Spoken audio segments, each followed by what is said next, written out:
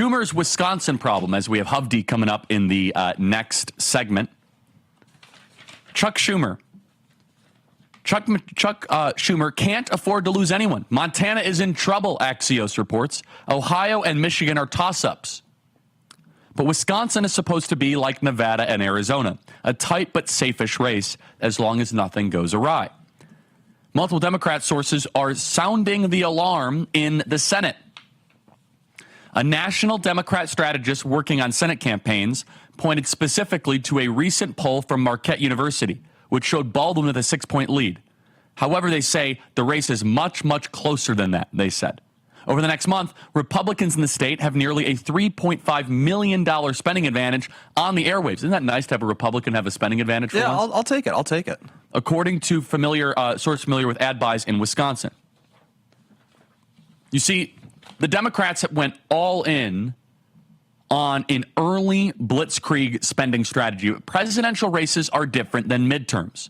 As the electorate expands and lower propensity voters start to get into the election, it is harder and harder now for Democrats to withstand the storm that is coming. You see, the Democrats... The storm. I mean the political storm that is coming. You see, Democrats right now are in a place where they want to run out the clock. NBC News reports Kamala Harris playing it safe. Harris is playing it safe. Some Democrats worry that could doom her campaign. Democrats are concerned that she's acting like she's sitting on a lead in a tied race. Sounds like Hillary Rodham Clinton in 2016.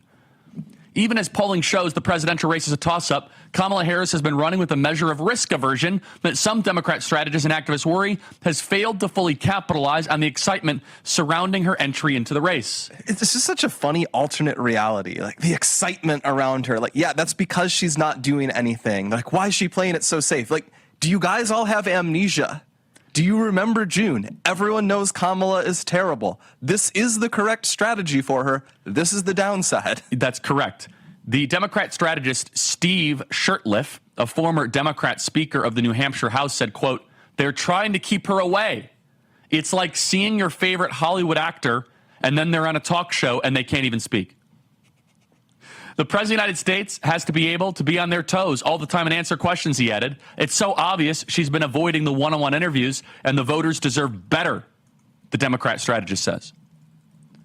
Remember, the original strategy was that Donald Trump would be in jail right now. The original strategy was that the lawfare would have slowed us down. Instead, it has sped us up. The original strategy was that October was going to be a really bad month for Trump. Instead, Donald Trump returns to the place that he was supposed to be shot and killed at. That's what tomorrow is. Donald Trump triumphantly returns to the place that was supposed to be the site of his death. And instead, it's going to be the site of his political life and future. That's what tomorrow is in Butler, Pennsylvania. And you might say, Charlie, why is Donald Trump going to Butler, Pennsylvania this early before the election? Because Donald Trump is going all in on early voting. His team is going to use this as a way, because Pennsylvania is voting now, in Allegheny County, mind you, as a way to drive people to the polls in a early fashion in a historic way. Blake. It's great. Like, you have to really drive home that, once your ballot is in, your role is done. Not done. You should still get other people out to vote too. But once your ballot is in, then our campaign, our apparatus doesn't have to worry about you. That's hugely liberating. It is a huge asset to us when you already have 1 million, 2 million votes just banked away. You can check them off the list. You can put all your focus on the remaining low propensity voters who take more work to get out. Yes. It's a huge bother when you have to waste energy on your high propensity voters, the people who probably would vote anyway, but you can't be sure, so you have to spend all this energy on it.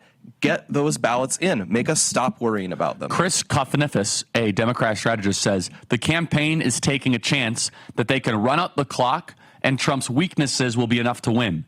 But the danger is that if you don't define your own candidacy well enough, people will start defining it themselves. I'm telling you, everybody, this is a perfect environment for us. They're terrified and afraid, and they are holding their candidate.